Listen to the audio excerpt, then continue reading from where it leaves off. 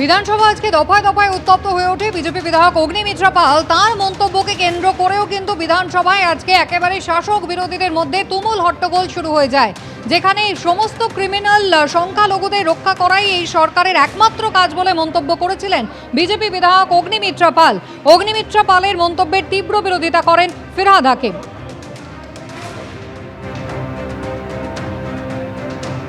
অসত্য বলছেন অগ্নিমিত্রা পাল, তাকে ক্ষমা চাইতে হবে এমনটাই দাবি করেন ফিরহাদ হাকিম।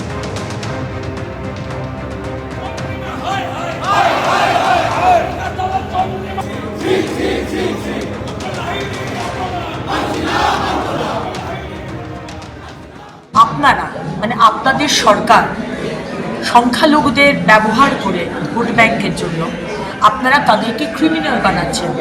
এটা তো সত্যি কথা। ফিরহাদ হাকিম মহাশয়, আপনারা তো জ্বালা ধরল কেন?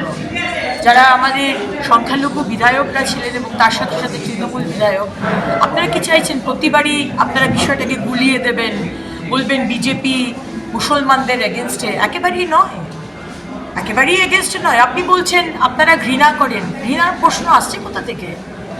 আজকে সংখ্যালঘুরা ভারতবর্ষের স্বাধীনতার সংগ্রামে তাদের কি অবদান আমরা সবাই জানি। আপনাদের ইলেকশন রাজনীতির বেনিফিটের জন্য আপনারা ভোট ব্যাংকের জন্য শুধু সংখ্যালঘুদের ব্যবহার করেন। আমরা কিন্তু সেটা করি না। সবকা সাথ, সবকা বিকাশ, সবকা বিশ্বাস, সবকা প্রয়াস।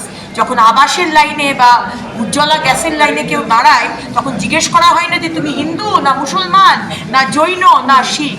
ওটা আপনারা ধর্ম নিয়ে রাজনীতি করেন। সত্যি কথাটা বেরোবার সময় এসে গেছে।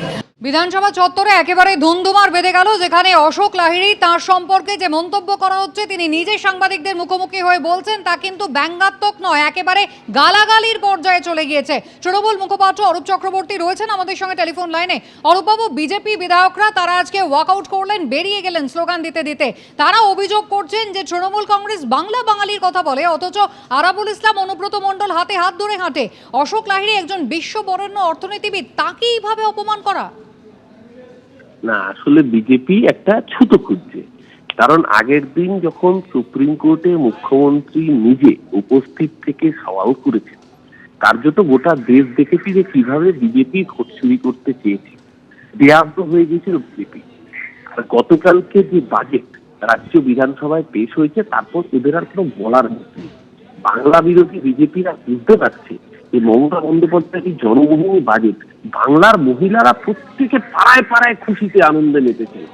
বাংলার যুবকরা তারা আনন্দিত, বাংলার ভূমিহীন ক্ষেত মজুর তারা উল্লসিত যে তাদের পাশে মমতা ব্যানার্জির সরকার রয়েছে।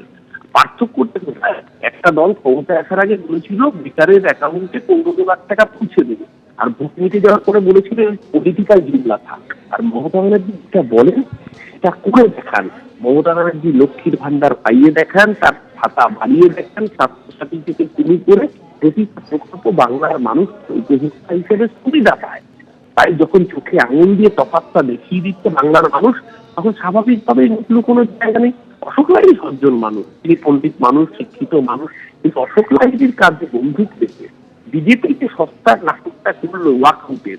আসলে বিজেপি এখন থেকেই নেট প্র্যাকটিস করা শুরু করলো, কারণ 2026 বিধানসভা নির্বাচন এপ্রিল মাসে মে মাসের মধ্যে সরকার গঠিত হবে।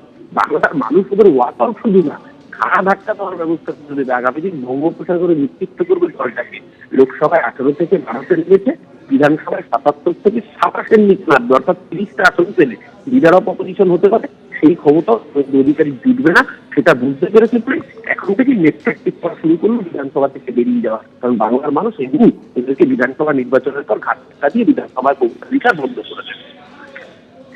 ধন্যবাদ।